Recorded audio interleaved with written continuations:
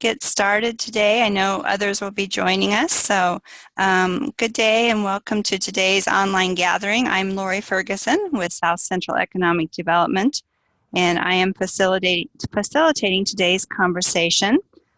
Today, as of noon, we had 58 registered participants gathered from across Nebraska to hear Mike Knutson and Paula Jensen from Dakota Resources on today's topic, breaking through the icebergs in your community. And I'm really intrigued by this topic, so I'm looking forward to everything that they share. This is just some background information on HomeNE.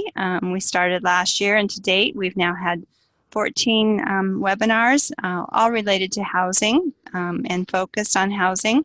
We've had 3 in-person gatherings, we call them, where we gather together face-to-face to learn about different topics. And we'll be talking a little bit more about that at the end of the day.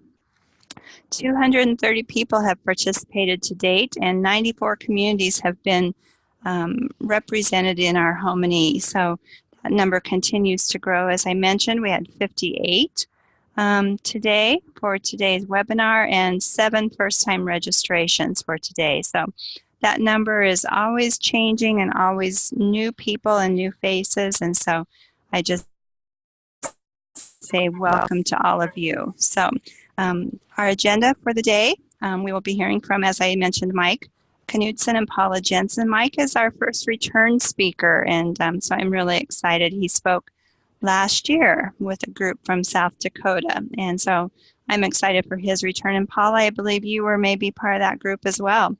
So thank you. You know, as time allows, we'll also have questions for our speakers, as well as some group discussion and final thoughts. But they have a great session prepared for us. I was excited to see it earlier today. So at this point, I'm going to turn it over to Sharon Heffley, the Executive Director here at South Central Economic Development District. Sharon? Hey, good afternoon, and thanks for joining us for the April edition of the HomeNE webinar series. HomeNE is a learning network, and it's geared towards housing in rural communities. We provide face-to-face and online opportunities to foster interaction, engagement, and skill building for local leaders and conveners. And by local leaders, I don't mean formal position people. I mean people in the community that say, hey, it's time we get something done. So HomeNE was established in 2017, consists of monthly webinars and 2 events called gatherings per year. And for those of you that were signed up for our April gathering, thank you, but it will be June 19th. I'm glad another bomb cyclone did not really hit, but we needed to be prepared. So South Central Economic Development District does act as the lead agent for HomeNE, and each event is intended to empower you as the participant to immediately apply what you learn. So you don't have to come to 3 workshops or be on 6 webinars before you can go out and actually put something to use in your community. So today we're going to hear, like Lori said, from Mike Knutson and Paula Jensen, and I am excited. They really are the ones that lit the fire for me to have something like HomeNE. Mike facilitates and orchestrates the Dakota Resources Learning Network. He spent 15 plus years working in rural community development, and he has been a great partner in sharing the home address network with us and helping to create what we now enjoy as HomeNE. And Paula Jensen has a passion for community development and leadership, and that passion is what drives her personal and professional life. Paula resides in her hometown of Langford, South Dakota, population 318. She serves as a grant writer and community coach with Dakota Resources. And for more information on Paula, you can go to her website, which is paulajensenblog.wordpress.com. And you just want to note that Jensen is with 2 E's. So you want to get that right when you go to her website. So with that, I'll turn it over to Mike and Paula. Yeah, thanks. Paula's going to start sharing some slides here in just a moment, but while she's getting that ready, I'd just share with you that there's a little bit more about Paula. She is a former mayor of her town of Langford. And John, I saw John Madsen on this call. This is a town of 300 that owns its own municipal electric, so pretty impressive there, and they do good work up in Langford. So again, my name is Mike Knutson, and I work with Dakota Resources, and A little bit about Dakota Resources. We're a CDFI, Community Development Financial Institution. We're headquartered in Renner, which is just outside of Sioux Falls. We serve rural South Dakota. And I share our mission statement up here on the slide right now. Our mission is to connect capacity and capital. So as a CDFI, we lend money to development corporations, and they choose how they're going to use that. In the past, it always was using it to probably establish a revolving loan fund or build a spec building. But more recently, they've been working on housing projects and started to use some of that there. So it's been interesting for us to engage a little around that too. But Paul and I, we don't lend money. We don't actually do any of that type of stuff. We work in our community capacity building program, which we call the Empower program. And what we're trying to do is build the capacity of the community then so that they can better make use of the capital. And in that work as community coaches, we've discovered that questions are really some of our best tools. The questions that we ask get people to really think and understand the situation better. And so sometimes it's things like, well, what are you really trying to do when you say you're going to do that? And how do you know that that's really true? And so we just ask these probing questions. And that's a big part of our work there. But we also ask community leaders to be systems thinkers. And we use this analogy of an iceberg. It's just our way of trying to help people understand it. Paul's going to dive into that, I guess, here in just a little bit. But before she does, I've got a few questions for you. So I hope you're at your desk, at your computer. Be ready to go to your chat box, everybody, because I want everybody to begin by answering this question. And we'll try to come back to it later. What's one housing challenge you're facing in your community? Could you just take a moment, look at that question, think about it. What's one housing challenge that you're facing in your community? Okay, and we're starting to get some responses in the chat box. We'll just let those start to come across here for just a moment. Thanks.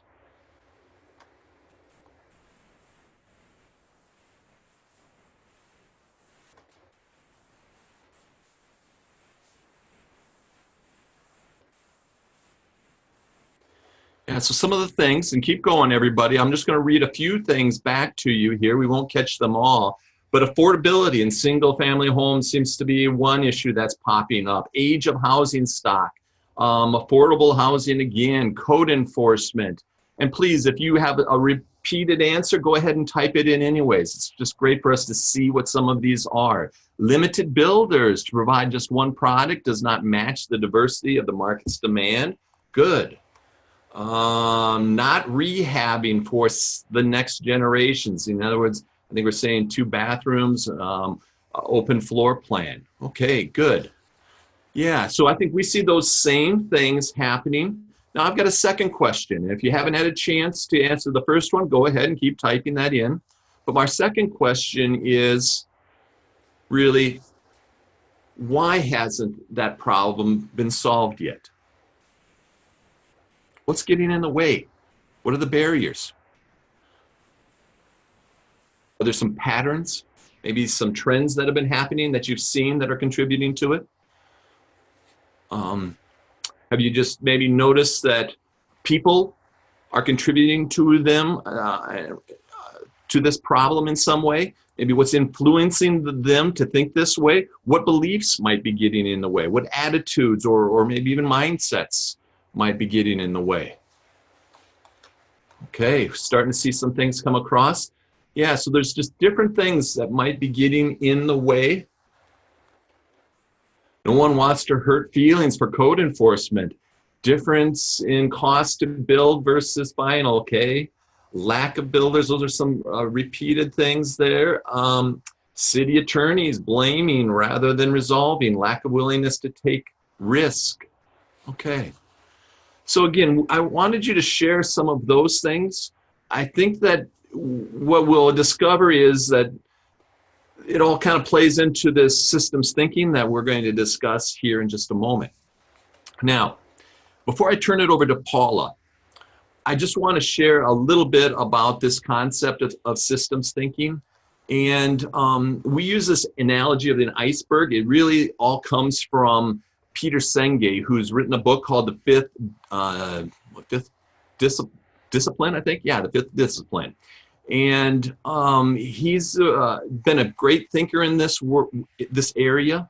But at its core, I think systems thinking is really about seeing the big picture and recognizing that our connections that might be existing within any situation. And so anything that we do, every part of our life is a part of a system, is the first thing that we want to maybe recognize and think a little bit about. But then we have to see, how are these things connected to each other? And what this really does for us is it helps us just think a little more clearly about how things will unfold over time. Okay? How are things being impacted over time? So now, again, Peter Senge was originally working with businesses, but this concept works really well with community work, and especially things like housing. So with that little background, I'm going to turn it over to Paula, and she's going to run you through a little story, a little example of this in place, something that she has personally experienced. Thanks, Mike. I'm glad to be here today. So what do we know about an iceberg? We know that when we look at an iceberg from this perspective, we really can only see about 10% above the surface. The other 90% is somewhere below the surface, and it's unknown to us what's really under the surface. So when we think about an iceberg in that perspective, in the system thinking model, we can apply any problem that we have to the iceberg model around system thinking and come up with a solution. So I have to confess that I am a recovering doer. I'm one of these people that finds a problem. I want to find a quick solution. So I create an event. I find out what's happening. And oftentimes I would just jump to the solution. Let's just get this done. Let's do it, right? But what the iceberg model has taught me over time is that there's a lot more below the surface. In order to get a really good solution that's sustainable and that sticks and that doesn't cause more problems, we need to look below that surface. We need to look at things like trends or patterns. What's changing in the community? We have to look at the structures and the driving behaviors that are causing these types of problems to keep recurring. And we have to dive down really deep to look at the beliefs and the mindsets about why these problems are persisting. So I'm going to take you through a story from my local community. I said it was 318 people. We're a small town in northeast South Dakota. And back in 2010, 2012, somewhere in there, our local bar had switched owners. The owner currently was living in California. They had been shut down by the Department of Revenue for a few days. It really wasn't a place where we could go get a meal anymore. It just wasn't reliable at all. So I got invited to the local economic development court meeting one night and showed up, and there were about 18 men there and myself and a couple resource providers. And we just started to talk about, what are we going to do? We have to think of something. Well, there was a small group at that event that night that said, you know what? I think we should just buy the local bar and that will solve our problem. A bunch of us can just go together and we'll just buy the local bar. That would have been a quick solution. That would have created an event that made the problem go away. But there was another larger group of people at that meeting that said, you know what? I think we need to really investigate this a little deeper. You know, there's some things happening that make us a little skeptical. So we agreed that night as a group to, excuse me.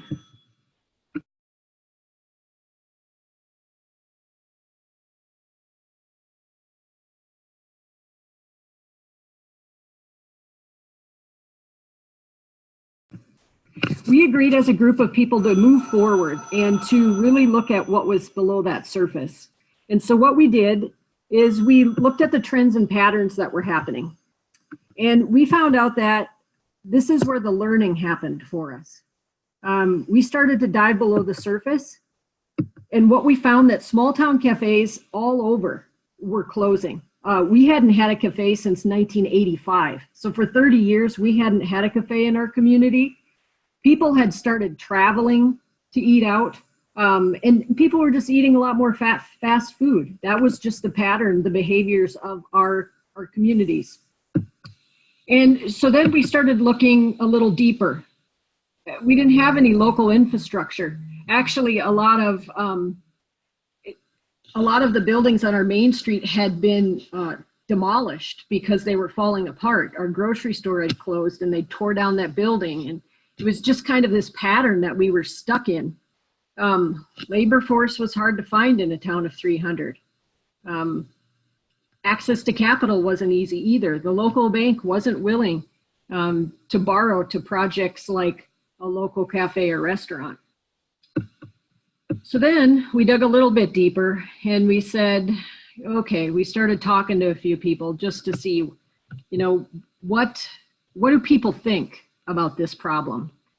A lot of people said, we're just too small. We're too small to support another bar. If we built a new one, we're too small to even make this one run. It's fallen apart. And it's not our problem. It's just something that we don't need to stick our nose into it. That's what the market takes care of. And then some other people started to say, you guys are just against the local bar and want to shut it down. So we had a lot of things to work through. But when we got down that far and started realizing what some people were saying, we started doing a lot of research and investigating. And when you get to the bottom of that iceberg, that's where the breakthrough solutions really come to play. So we had a smaller group now. We had kind of downsized, and some of the initial members who helped us do all this learning said, you know what, we need a team of leaders that want to move this forward. And we started investigating business models that would be perfect for our condition. And so we came up with creating an S corporation where we would have shareholders and stockholders that would invest locally. We found some partners who were willing, if we could raise some capital, to go ahead and invest in a project where we could build a new facility. We also discovered through that time that if we built some office space along with this bar restaurant, that we could probably fill it. We had a lot of one-on-one conversations that really created a sense of community. And people started believing that it was possible. That was our first stretch towards the other side of that iceberg, was starting to realize their people were believing it was possible. So what happens on that other side of the iceberg is the action phase. It's when you start to work your way up after you've had some breakthrough solutions or breakthrough ideas that you can start taking some small steps towards a sustainable solution. So what we did is we bought some vacant lots. Our statewide utility believed in us, and they said, you know what, we're going to give you some money to buy those empty lots where the old grocery store used to be. So that got us started.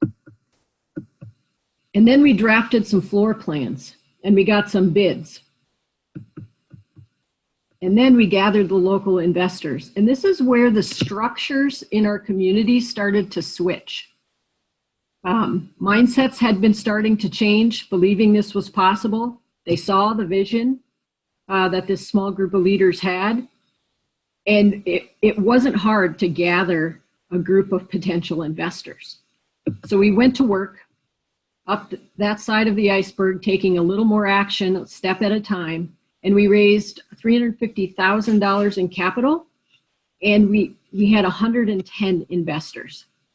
And they weren't just from our small town. They were from the greater Marshall County area. They were alumni who had not been in our community for a long time. And then, along with our partners who were willing to invest in us as well as us investing in ourselves, we constructed a 5,000 square foot building on our main street, which really changed a trend for our main street that had really been dilapidated and being torn down year after year after year, to now having a brand new building on the main street. And after 5 years of working on that project and having some hard times, we opened what's called the Front Porch, which is our local gathering place. It has community space inside where we can have meetings and birthday parties and anniversaries and graduations. It has a cafe, it has a bar, and it has 3 office spaces that house a local chiropractor who's there 1 day a week, a nonprofit organization, and 2 hairstylists. So it has been a true success in our community. And along with 110 investors, we have 110 built-in customers. So you might hear that story and say, how does that relate to housing? I'm here to tell you that that iceberg model with that kind of thinking and problem solving, you can take the challenge that you listed in that chat box around the question that Mike asked you earlier.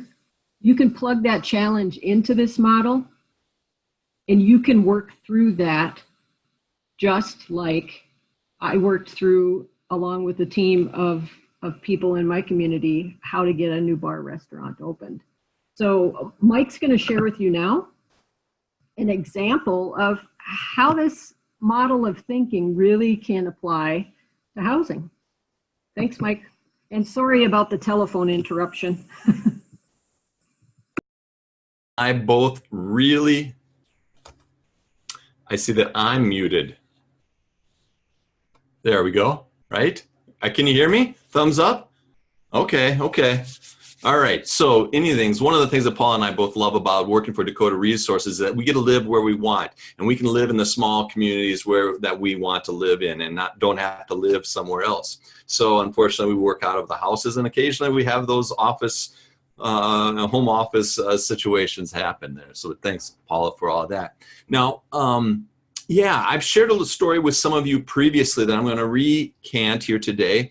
And, the thing that I've noticed about being around people in Nebraska is that I think a lot of our community leaders are all very similar. We like to get things done. We like to jump to action and move.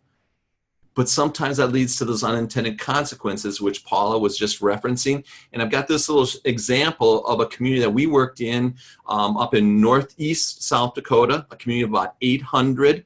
And it really started when an employer was complaining that he couldn't hire an engineer because the engineers that he was trying to hire were turning him down when they couldn't find a house to live in. And so the Development Corp said, we got to solve this. We got to get to action. We need a new housing development. Well, our first response was that question. Why do you think you need this? What leads you to believe that this is the right solution? They automatically saw a housing shortage, build a new development on the edge of town. Well, what we did is we asked them to get a housing study. Let's begin digging into things to see what we can learn. We saw the data and trends right there in the housing study, and a few things were pretty alarming. And you can see that I've shared, this is a picture of me sharing this last year in North Platte. So some of you may have saw this there. But we found that over 45% of the homes were dilapidated or in need of major repair. They had houses that were sitting empty, and they had houses that were being used for storage. Nobody was living in them. And so then the question became, why is this happening? If you need housing really so bad, why do you have houses that are emptying? We just need to dig in deeper.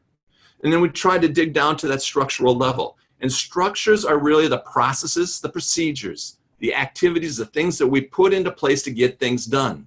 We created an economic development corp to help us with community and economic development. That's a structure that we put in place. When we looked at the structures here related to housing, we discovered lots of different things. One, nobody had previously been concerned about housing, so there was no organization that said housing is our responsibility. We found that there were high disposal costs, and that had been increasing over time because they couldn't get rid of them into the dumps. Those rules and regulations had changed. They had no property maintenance and codes in place. No nuisance abatement, I think is what you often call it there in Nebraska. No zoning. There was just a low property taxes on houses that were sitting empty as well. And so we just started to map some of these reasons out. Those are the reasons that those houses were starting to sit empty. Now, the next thing that we did is we asked, well, why are these things in place? What's going on? What's causing people to resist having property maintenance codes or taking care of the properties? And down at the bottom of that iceberg, you can see those mental models, those mindsets that people had. And the big one of the big ones was, leave me alone. You can't tell me what to do with my property. It's an attitude that was very pervasive in the community. There was also leaders who were afraid of upsetting other people. And even in other situations, some of the people who had those homes that were being used for storage, they didn't even realize that they were a part of the problem. They were just trying to use their property as they saw fit. So what happened was the community said, we've got to start addressing the mindsets at the very bottom so that we can shift the structures to achieve the change that we want. Now, they, in this process, then also discovered that the leverage point, the place where they could have the biggest impact in housing in their community, wasn't just to build a new housing development out on the edge of town. It was to start by cleaning up some of those properties, getting rid of those that shouldn't be there anymore, and then being able to just maybe redevelop on those properties. So that's where they began changing some of the structural things like nuisance abatement. But to create the nuisance abatement process, they recognized they had to think about what are those attitudes that each individual that's on that city council has about this. They recognized they had to get out and visit with people in the community to help them realize why that was so important. And they did that work. And eventually they even developed a process that would help them lower the costs of cleaning up. Those were some structural changes that they did, but they started by helping people understand how they were contributing to that problem. And maybe one other example of what they did, they had a community meeting, and at that community meeting, they showed some pictures of houses that were being used for storage. And what happened was they explained to the public what's happening. And in that moment, some people who were sitting in the audience, some good, well-intended people, recognized, oh, I can change what I'm doing with that property. And they saw themselves as being a part of the problem. So 5 years later, after doing all this work, they cleaned up a bunch of properties. And finally now, 5, 6 years later, they've just begun to build that new housing development. And so it was a way for them at that community level to see how they can have the biggest impact. And I suspect that if they built that housing development on the edge of town, it probably would have sat empty, because people don't want to move to a town or build in a town where all the houses in the town are not all. I better backtrack on that. Where there's a lot of houses in the town that look crappy, right? So that was just some of their learning that helped them choose what was probably a wiser solution. So I think that my recommendation to everybody, if you're going to do work in this area, and Paul, if you'd switch to the other slide, there we go. It's just to map out your housing system. And it's just about answering the questions. What do you know about housing in your community? Put them on sticky notes. Put them up on the wall. And it's about answering those questions very simply. What are the problems you're trying to solve? And they're going to be up at the top. What are the patterns and trends that you're noticing with people's behavior over the course of time? What are the structures, the processes and procedures that we put in place to get things done? What are they? What's working, what's not? And finally, what are the mindsets that are contributing to those things all the way up? Just put them up on the wall. You don't have to be worried if they're in the right category. And I think we sometimes get too concerned about where they're at up there. Just put them up there and then notice how they're connected. Once you recognize those connections, you begin to see how you can have an impact by choosing one of them over the other. And so I think that's really one of the more important things that we're trying to share with community leaders. And it's also that if you want to have true breakthroughs, like Paula was talking about for their community, if you want the innovation to really happen, you've got to get to the bottom and understand the mindsets that are driving it. So notice on the cards to the right, they're all in orange over there. This is a little activity we did in Lincoln with a group of community leaders there about 2 years ago. And we just mapped out what they were experiencing in their communities. But the reason I'm pointing this out on the right, the orange cards, is that what you see is that if you're only working at the top level, when recognizing you have a problem and trying to fix it right away, you're just reacting. That's the quick fix. But when you dive down deeper, you will actually get to the point where you can start having a better chance of success. When we only look at what's happened in the past, the patterns and trends, we're making predictions. When we go down even further, we're beginning to redesign the system. And at the very bottom, that's where we're making sustainable change happen. That's where we're creating innovation. And so, you know, I was trying to look at some of the things that you all were sharing in the chat box earlier. And one of the things that I noticed somebody said that was a place where they're getting stuck, one of the causes of the problems that they were seeing at the top of their iceberg is they don't have contractors. The lack of contractors is just a structural problem that you may be having in your community. And if you recognize that, then it's about asking the question, what's causing that? There may be other things happening at the structural level, like contractors don't get paid enough. It may be that there aren't any schools in your area that can help train contractors. Or it might be even a mindset, a mental model, a limiting belief that exists. Things like, oh, people don't believe that you can make a good living as a contractor in your community. And so it's a way of beginning to realize how you can make change. And if you recognize that that's a problem and you know that you need new housing developed, you've got to actually figure out how to solve that structural problem before you can get to the very top of the iceberg as well. And I'm just always drawn to the story of Stewart as an example, right? Stewart, Nebraska, with John and the community, they have this revolving loan fund. What that revolving loan fund has done is help train contractors so that they begin doing some of that rehab work. And John has talked about the number of contractors who go out and build in other communities. Recognizing that one thing has an impact on another is, again, what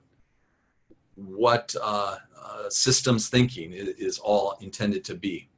So I hope that kind of helps you think a little bit more deeply about what systems thinking is all about. And as Paula will share on the last slide, the point that I would really like you to drive home and think about is that the mindsets, the mental models, those beliefs that we have are the place to start recognizing what needs to change, and you got to drive the change from the bottom all the way up to the top. Okay? So with that, I think I'm going to turn it back over to Lori. Oh, by the way, yeah, here's our contact information. Feel free to contact us. Thanks. Back to you, Lori. Okay, thank you, Mike. So good stuff from both Mike and Paula, and we're going to open it up for some Q&A right now. You are welcome to either open your microphone and ask your question of either Mike or Paula. I think it would be helpful for them if you would just maybe give your name and state what community you're from or what agency you're from. If you don't have a microphone on your computer, feel free to use that chat box too. I was so encouraged by all of your responses in Mike's question time about the issues, and a lot of good stuff was shared during that time. So we want to continue that. We want to give everybody a chance to be heard. So feel free to begin asking those questions. And with that, I will open it up and we'll receive your questions.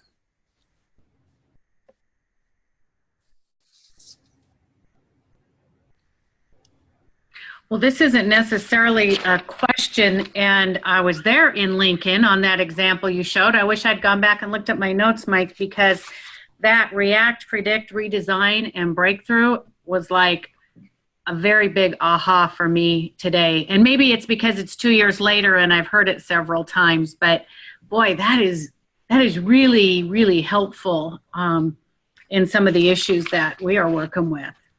Does anybody else find that? I did. I copied that very same thing down. I had not seen that presented in that way. So Paula or Mike, tell us a little bit about the process that in the timeline that you went through. Both of you kind of referred to that this was not a quick fix for either solution in the cafe bar example or in the housing example, but talk to us about just the process. Do you start with community meetings? Do you invite everybody? What were the action steps that you take? Yeah, we started with what I'll call a medium-sized group of people, kind of just some passionate individuals who were ready to do something and knew that we had to come up with a solution. They were the doers in the community. And then when we decided to dive a little deeper and let's research this and find out the best solution for our community before we do something that's going to cause more harm than good, actually that group downsized a little bit. So there was like this core group of leaders, but we were in constant contact with other people and other resources and kind of bringing people in as we needed to learn and then grabbing somebody else and bringing them in. So it was really quite a process. And it literally took us 5 years from start to finish. So from that talking phase to the learning phase, the drafting, the building took us about 2 years to come up with the right plan. And there were people at that point that said, you know what, I don't think we're going to be able to do this. That was really our groan zone area where we started to struggle and almost fell apart. But we worked through it with good leadership and came out on the other side. So. Okay. Yep. Would you? Lori, I was Yes. just going to jump in and say, you know, when we've worked in communities, when I've worked in communities using this, I ask them to begin to formulate their ideas of what they think are the challenges are. And we just start with that small group of housing team. And we just start to say, what are those challenges? What are the problems that we see?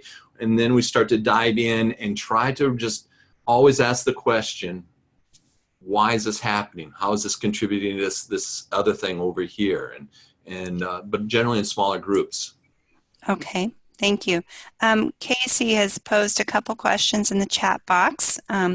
What were some of the beliefs and mindsets that prevented housing, and how did you overcome them? I assume that's directed to Mike.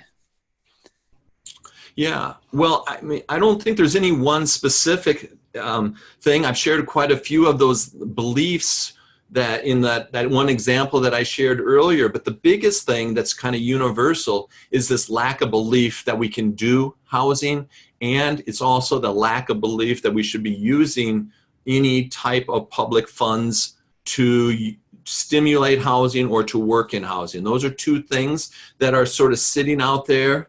And I think, again, of the central city, you know, just the story that I think it was Chris, who's the manager there, city administrator there, shared, you know, he had to help shift the mindset of the community so they saw housing as a problem that the community groups needed to work on.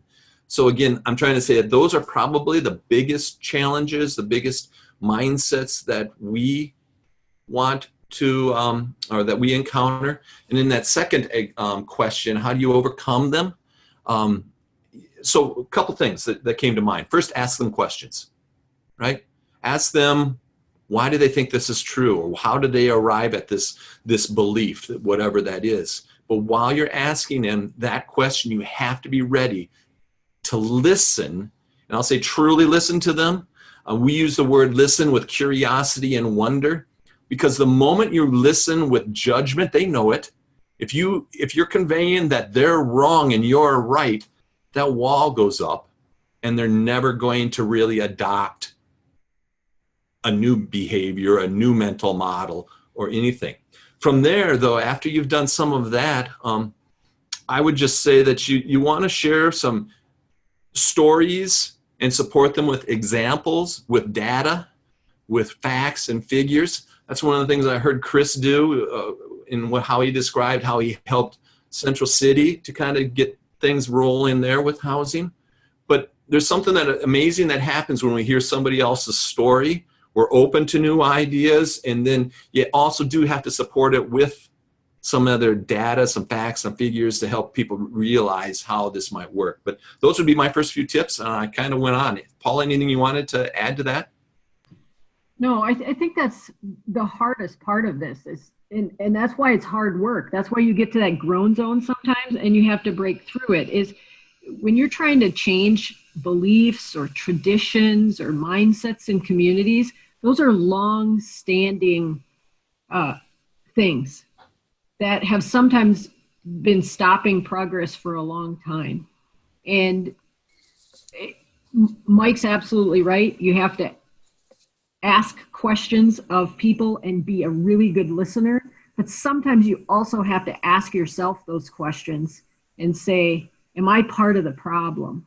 Yeah. Because really the only people we can change are ourselves. But through our processes, we can change beliefs and mindsets as a whole in our community. It's possible. Okay. Can I share a quick story? Yes, by all means. We do. So, I graduated from college to be a teacher. I started teaching in a small town. I had no desire to stay in a small town teaching. I just saw myself as somebody moving through. So when it came time to join the fire department, I said, I'm too busy. When it came time to buy things locally, I said, I'm not going to spend my money here. I'm going to I work hard for my money. I'm going to spend it where I want to. The point that I would drive at is about, it was probably about 5-6 years into my teaching career, a group of students decided they were going to study the local economy. Why are people spending their money in other places? And they did all this research, and they came up with some great information. But at the end of these community meetings that they held to share their information, they challenged the community to spend 10% more. And because the students asked us to do it, we all did it. Our local sales tax growth rose over 30% in the following year. And in that moment, I realized how I was a part of the problem, how my behavior was a part of the problem. Now, the students had also helped the business owners figure out how they could do some things differently at the structural level. But until the community figured out that they were the ones not spending money and that they were causing the decline in the community, you can't change any behavior until you change your own, right? That's the only thing you can really control. So I just wanted to share that because that was my real aha moment. It's what led me even into this work today. It's me recognizing that when I was a teacher, I was not helping that community thrive because of my own mindsets, my beliefs about the future. So sorry to jump into that personal story, but it's something that I think has relevancy here. How are you contributing to this problem? Very true. Thank you, Mike. Raquel says that she thinks this would be a good idea for her local CDA board and city council to have the workshop on the iceberg model. And I think that's key in the fact that more people need to know this systems thinking process. I have a quick question for you, if you don't mind.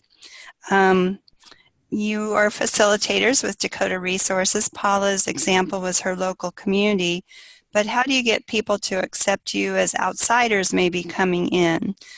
Sharon and I work for an economic development district. We go into a town, conduct a meeting, leave. How do you get that trust factor? And how do you keep the process going if you're not part of it on a daily basis? I think it starts with building relationships, and relationships often start with conversations, and it starts by listening with curiosity and wonder and not judgment, those types of things. It's often difficult for me doing this work. I feel like I know what I want them to do so much earlier than what they do, and that's not the right attitude. And when I display that, whenever I think that too deeply and I don't check myself, they all recognize it, and that gets in the way. So I think that's something that each of us as community leaders, regardless of whether we're facilitating from the outside or the inside, is that it's just really important not to let your prejudices, your ideas get in the way. Yeah, and I'll say that when we go into a community to do if it's just a one-off facilitation and it's a community that we don't have a strong relationship with, we do this every time, but we do the planning with them. So we sit down and we design what that event or that evening meeting is going to look like. We help them contribute to that meeting, and they own it then, and they own the process that we've designed together, and they feel a lot more successful at the end of the night because they knew what was going to happen. So. Okay. So preparation is key. Okay, thank you. What other questions are coming up for anyone?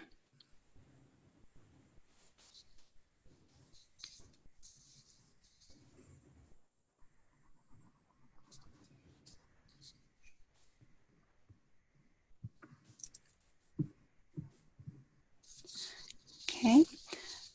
Maybe Mike or Paula would have some other just quick scenario to walk us through. I think anytime I hear those examples, it's like, oh yeah, I don't know if you saw, I noticed you didn't call it out. It's a pretty touchy issue. We have a $4.5 million opportunity in one of our towns where state and federal funds have been awarded, but the city is mad about a previous project. And so the attorney has been blocking that and telling the CRA not to have their meeting, the council, the planning and zoning. And so, that's one that we're really working on right now. And obviously, if we just look at the event and say, well, of course we can schedule that meeting or whatever, but there's some really, really deep things there. I guess I would welcome your thoughts on where you just start with that. How do you get the people to the table that aren't even willing to meet? And of course, you're working with open meetings and things like that. So, Boy, yeah. Paula, you may have some ideas, so please jump in here. I don't know that I have a great bit of advice, but what I think I would share is that I would probably try to meet with some folks one-on-one or a small group and just try to understand things as the first step. And obviously you have to begin to make a shift somewhere in their mindset. And that's probably the place to begin. Yeah, I think a lot of times if you can bring together maybe even that core group of people who are passionate about making this project happen, and maybe those who aren't as passionate about making it happen and bringing them to the table, naming the problem is a giant first step for a lot of groups, where if you can just name the problem and put it up there and then start having some conversations around, so why is this happening? What's been happening in our community that has gotten us to this point? What's causing this? What's the true cause to this problem? It may appear that it's the attorney causing the block, and you may find out that that's not the real problem, that there's something else, that there's something deeper that's causing him to think that way or pushing him to think that way. And as you dive down and you ask those questions about, what assumptions do we have about this project that are getting in our way, maybe?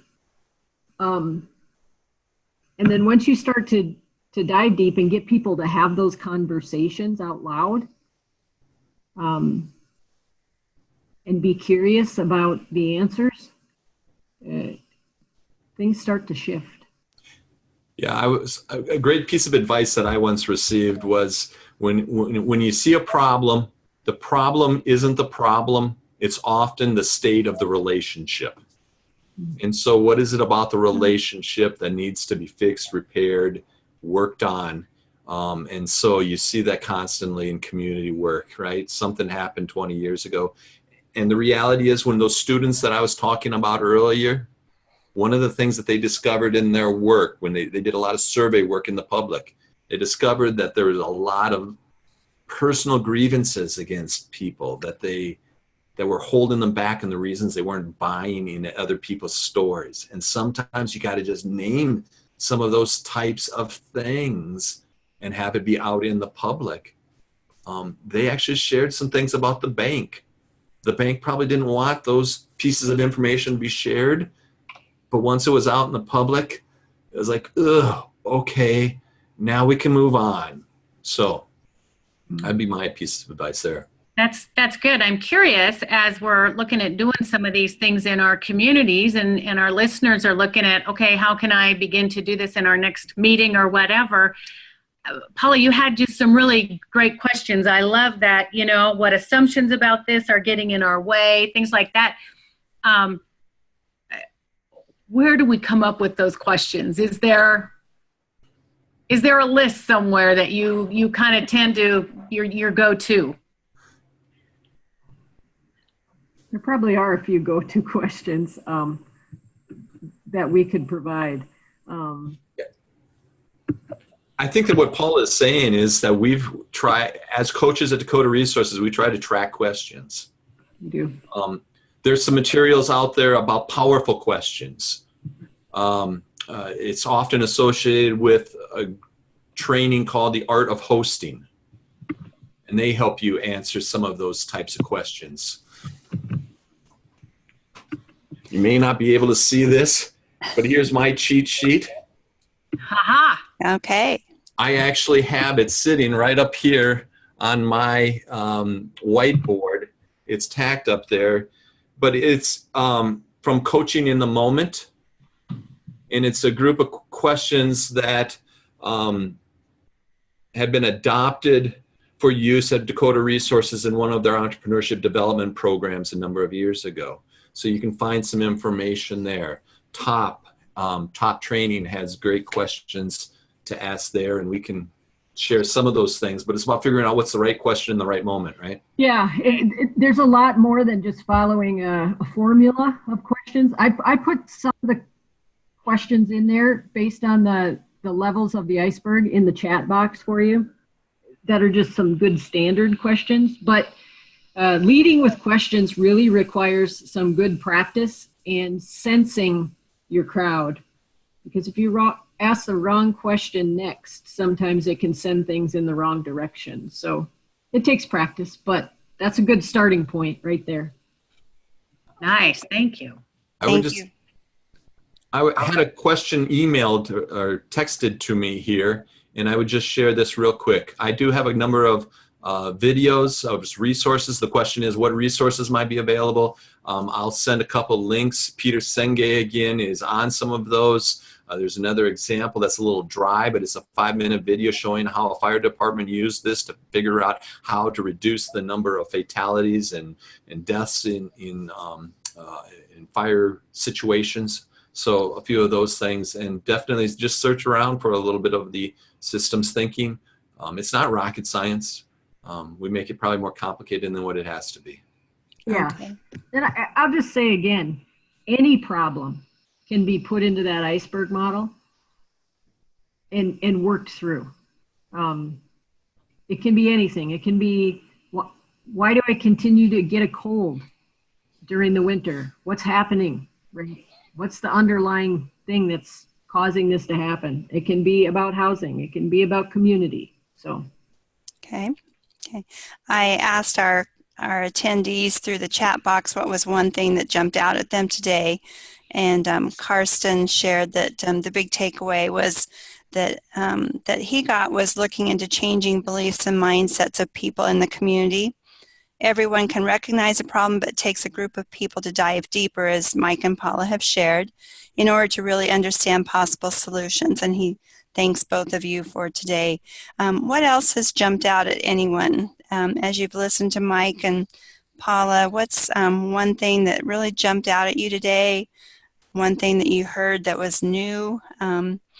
Feel free to put that in your chat box or open your microphone if possible.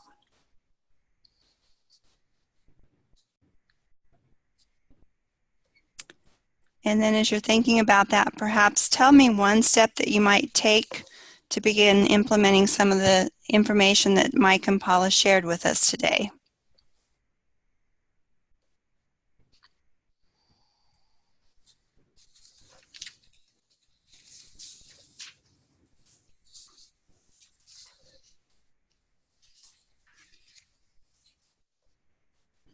Okay. Sharon says to research and develop a list of questions is her action item. Luann really likes the iceberg model and it simplifies the process. It does. When you really get an understanding of using it and using it over and over makes it more comfortable. I think you would agree. So good. I hope you practice it and work on it. So. And Paula put the question out about implementing the iceberg. Carla said she'd heard about it at the fall gathering in North Platte and liked digging deeper to understand how to use it. So I hope you all will take something away today and keep us updated on what you're learning and how you're applying the iceberg model, not just to housing or your community, but to every aspect.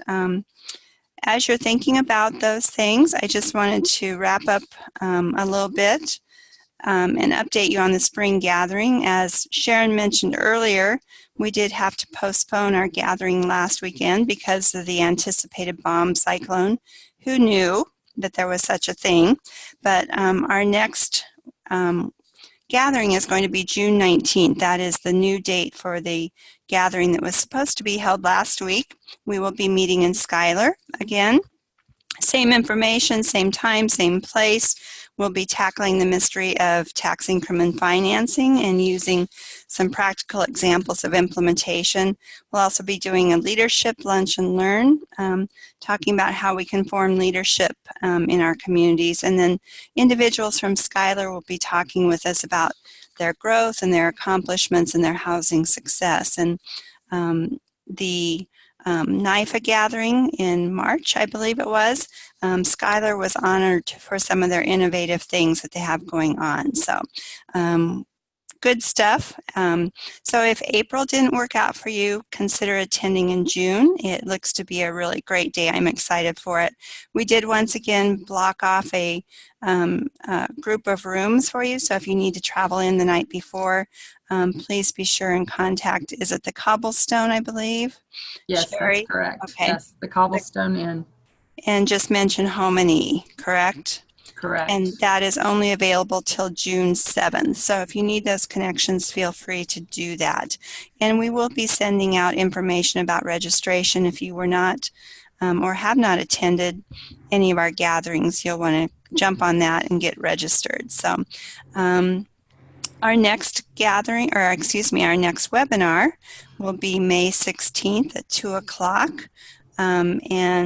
At this time, we're not able to announce who that will be. We're waiting on final confirmation of our guest speaker. We always like to let you know, but of course we can't today. So be watching your emails, Facebook, and our website for that announcement and registration opportunity.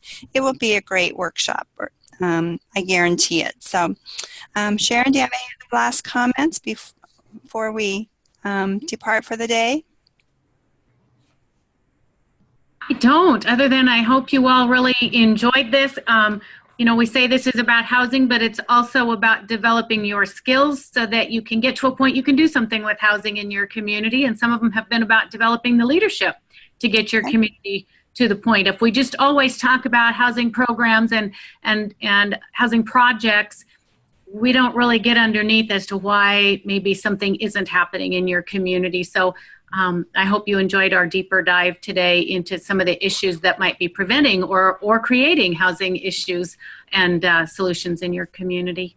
Okay, thank you. Mike and Paula have agreed to make themselves available if you have any additional information or want to continue a discussion at another time. Quickly, Mike, do you just want to give us your contact information again? Yeah, I can be reached at mike@dakotaresources.org. dakotaresources.org. Perfect. And look at Paula. She's on the spot. And then it's paula@dakotaresources.org. okay, thank you both so much for being our guest speakers today. We love having you, and the iceberg model is so valuable and important to all of us. With that, if there are any last questions or comments, thank you for joining us to all of you who are here, and have a great rest of your day. There will be maybe a slight delay on getting this up on the website if you're wanting to tell your friends about it. We have a wonderful executive director who's giving us the day off tomorrow, so it probably won't be posted until Monday. Okay, thank you, Sherry. So with that, everyone have a great day and a great Easter weekend. Bye, everyone.